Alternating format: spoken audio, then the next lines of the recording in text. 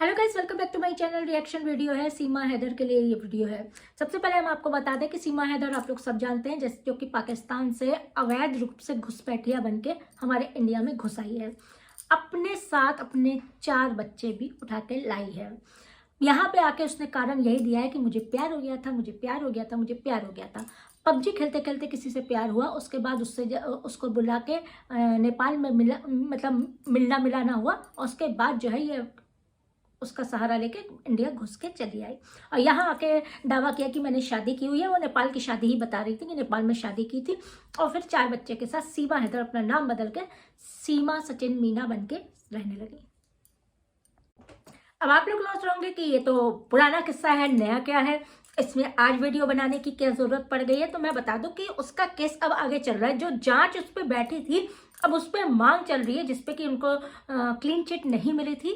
जांच एजेंसियों की सारी जांचें हुई थी और उनको शायद जमानत मिली थी, उसके ऊपर है ये। उस जांच को तेजी से बढ़ाया जाए, इसकी मांग उठ रही है।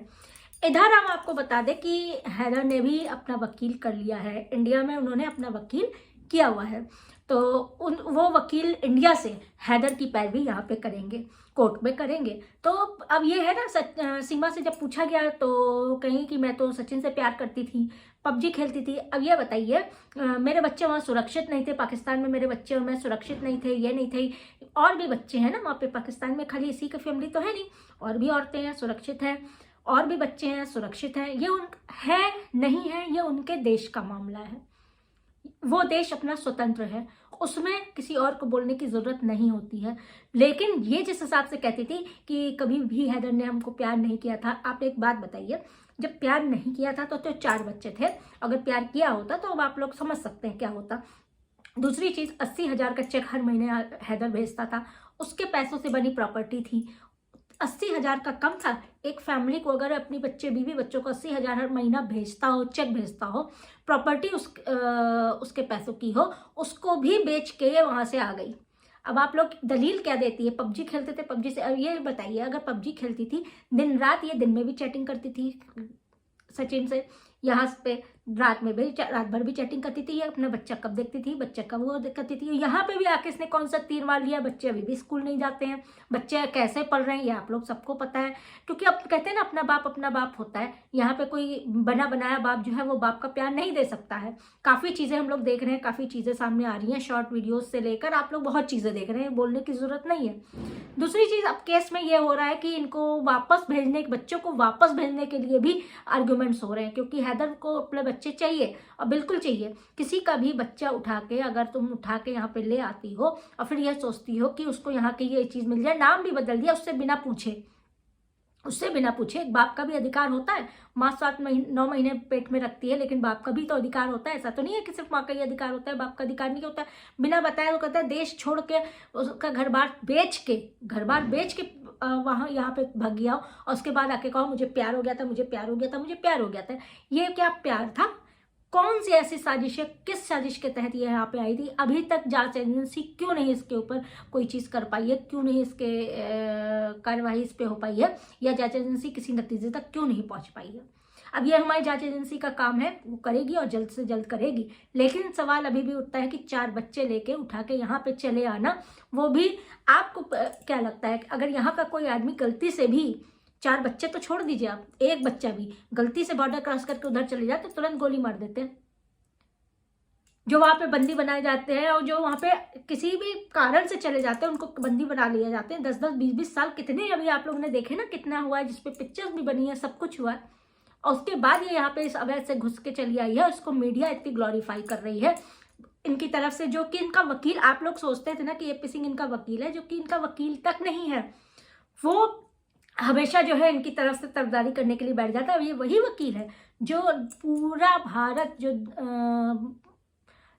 दामिनी केस में, जो पूरा भारत जो है यहाँ पे निर्भया केस में खड़ा था, साथ में खड़ा था, ये बलात्कारियों के उसमें खड़ा था, पक्ष में खड़ा था। आज जो इतनी निर्भया केस में 8 साल बाद मतलब इंसाफ हुआ है, वो इन्हीं लोगों के उसमें हुआ है, घुसपैठ की वजह से। कि मतलब इन्हीं वकीलों ने उसमें ये लगाया है, कोई ना कोई ऑब्जेक्शन लगा दिया, केस को लंबा खींच लिया। आज 8 साल उस केस को लग गए इंसाफ मिलने में। ये लोग वही है और इनका अभी तक आप लोग जो अगर समझते थे तो ये उसका वकील भी नहीं है, अगर आप लोग ने गौर से देखा होगा। तो अब हैदर ने यहाँ पे जो वकील किया है, उन्होंने अभी अर्जी लगाई है एसएसपी लेकर डीएम से लेकर सारी जगह अर्जी लगाई है कि वो जांच को आगे बढ़ाया जाए और हैदर को उसके बच्चे सौंपे जाए। आपकी क्या राय है इस मैटर पे, आप लोग कमेंट सेक्शन में बताइएगा। क्या हैदर को बच्चा मिलना चाहिए, या ऐसे ही कोई पाकिस्तान से भाग के इस तरह से, किसी भी देश से भाग के इस तरह से चला आता है और प्यार प्यार करके आता है और यहाँ पे रहता है, पता नहीं कौन से उसके दिमाग में षड्यंत्र चल रहा है, कौन से उसके इरादे हैं, नेक हैं या खराब इरादे हैं, ये कैसे पता चलेगा। अगर इस तरह से कोई आसानी से आके, कितनी आसानी से अगर आप यहाँ से जाने में पासपोर्ट लो, वीजा बनवाओ, दुनियादारी करो, गई तो थी वो जो अंजू, गई तो थी सनरुल्लाह नसरुल्लाह के चक्कर में, लेकिन वैलिड पेपर्स के थ्रू गई थी, पासपोर्ट वीजा सब बनवा के गई थी और वापस आई कि नहीं आई, 6 महीना नहीं बीता वापस आ गई।